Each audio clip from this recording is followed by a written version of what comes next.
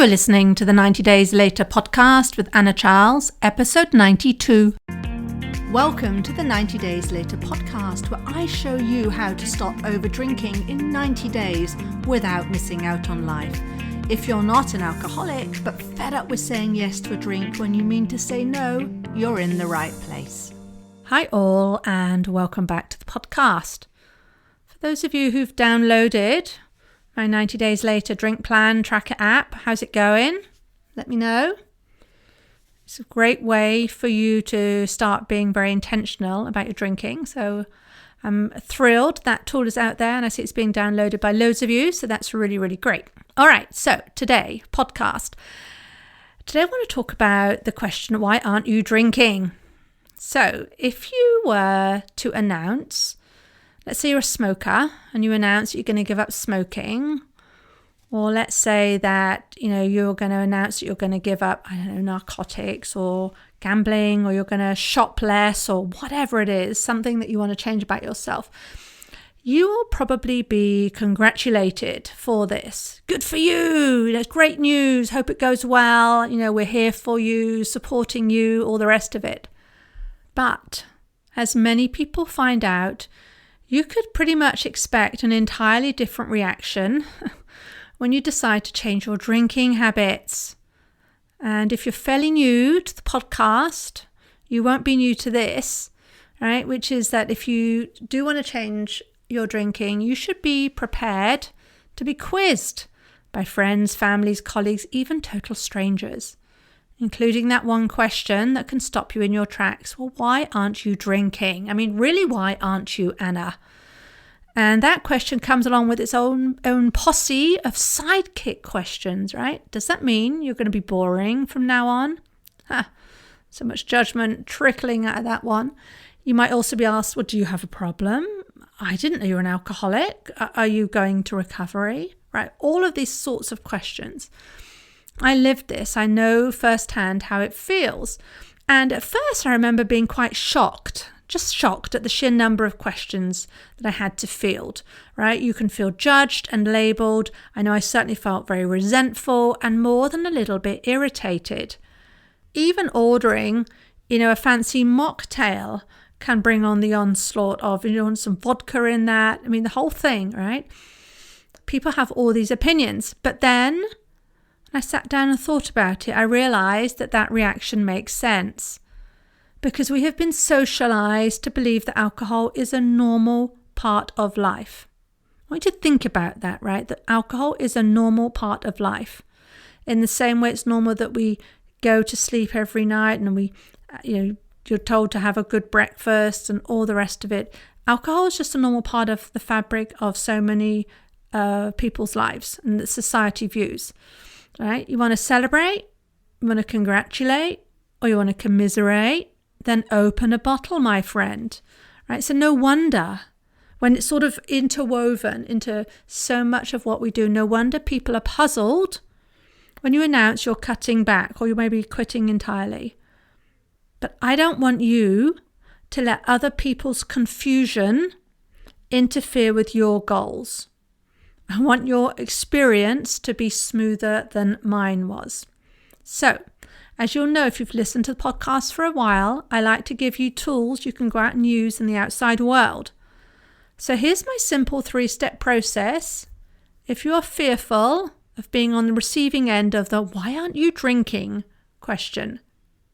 And it is very simple. Simple works best because simple is something that you're able to deploy in the moment, right? You won't have to be worried and frantic about remembering some complicated process.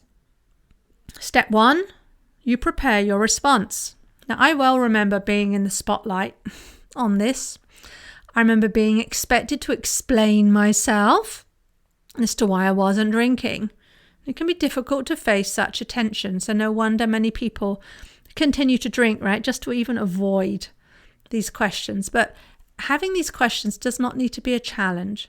Many people don't drink. I want you to think about that. Millions of people don't drink. You are not on your own here. And also I want you to think what you do is nobody's business but your own.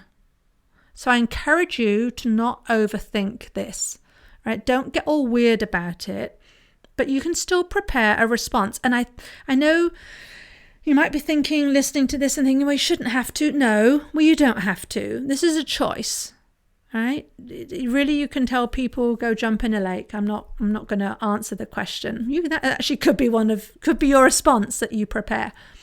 But I know I also always found, especially in the early days, just being ready with what I was going to say and solid on that made a huge difference to me. So instead of going into a situation hoping people aren't going to notice, hoping people aren't going to ask you, right, about what you're doing with drinking, I want you to expect that they will notice. They may not, but if you expect that they will notice and expect they're going to quiz you, so expect to be asked about it, and just have your answer prepared in advance. As I said, there's no need to explain yourself. This is your decision and no one else's. But I really found it very useful to know how, and there's a how here, how I was going to react to the inevitable questions. You can even have fun with it.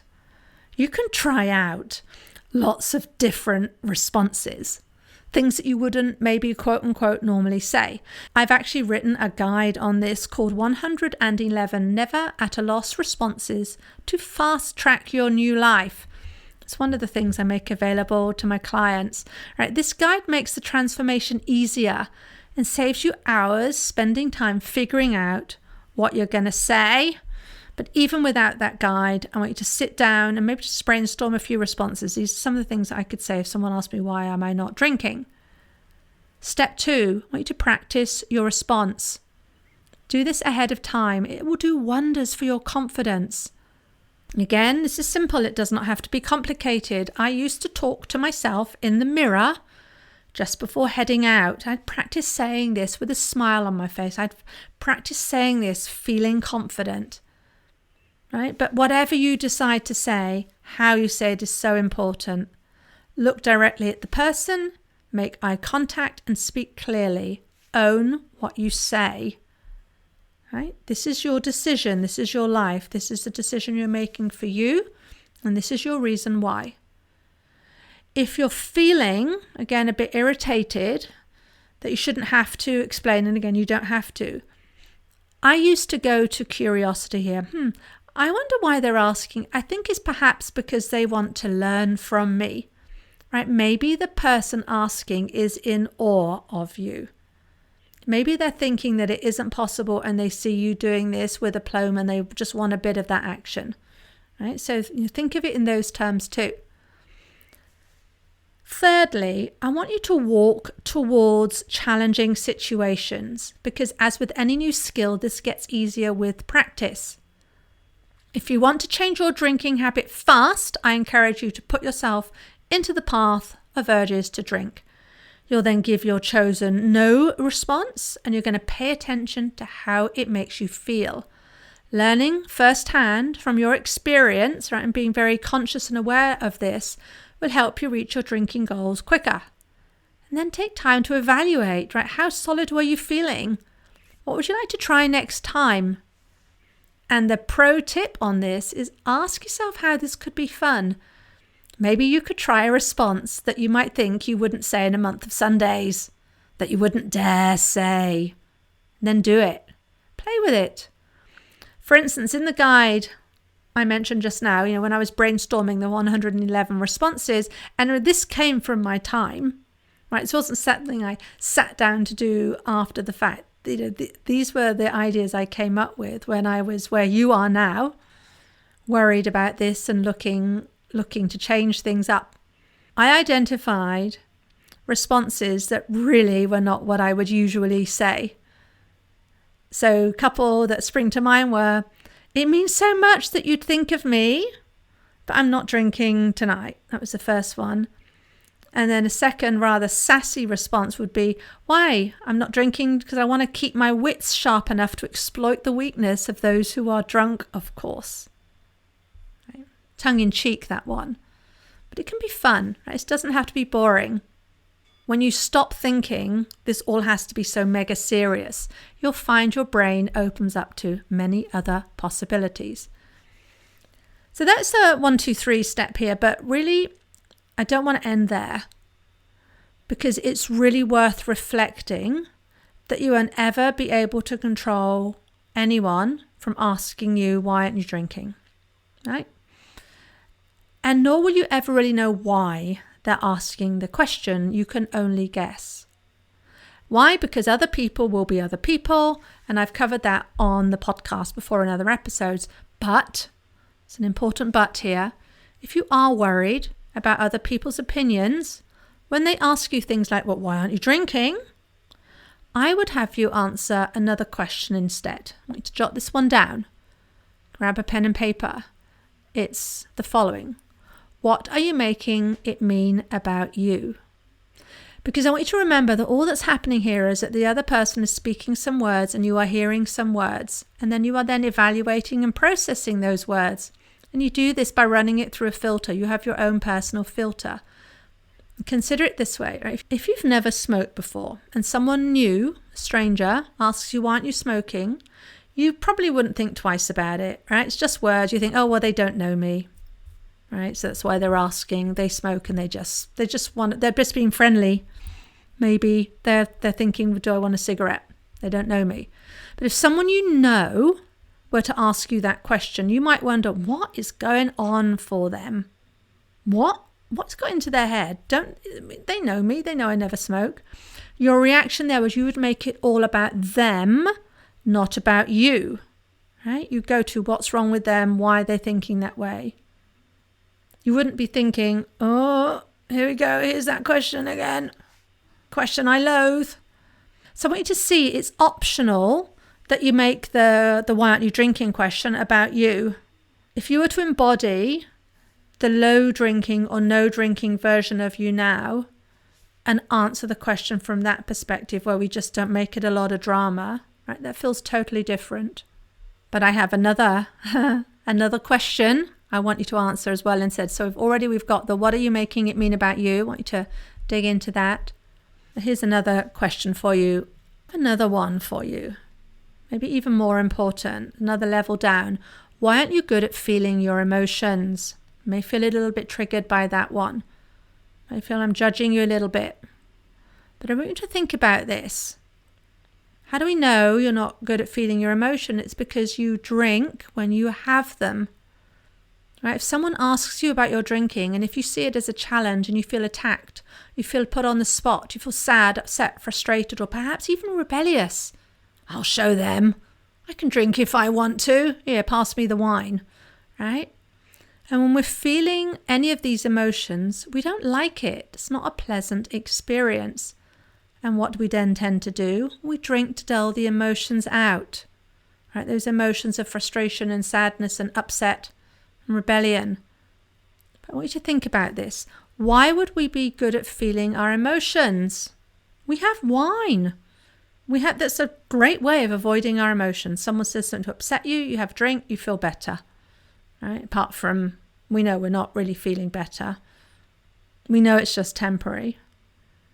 But instead of going into judgment mode, why will I never learn? I want you to see this as a huge opportunity.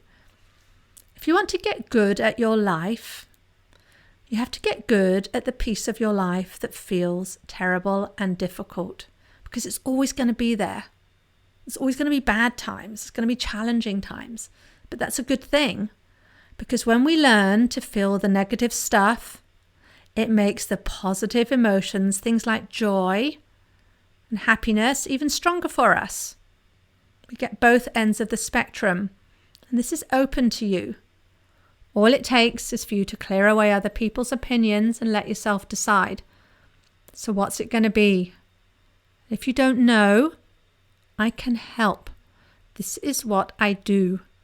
I can teach you many different ways to change your relationship with alcohol, teach you ways to stop a craving, teach you ways to stop the stress and the anxiety that leads to cravings. I can teach you easy ways to rewire your brain. That's open to you. That's open to you right now. If that's what you want, go to 90dayslater.co where you can book a call with me. It's free and you can get started straight away. Don't hesitate. If you feel this is what you want, take the action now. Book that call. We'll chat. What you do after that is up to you, but at least you'll know what your options are.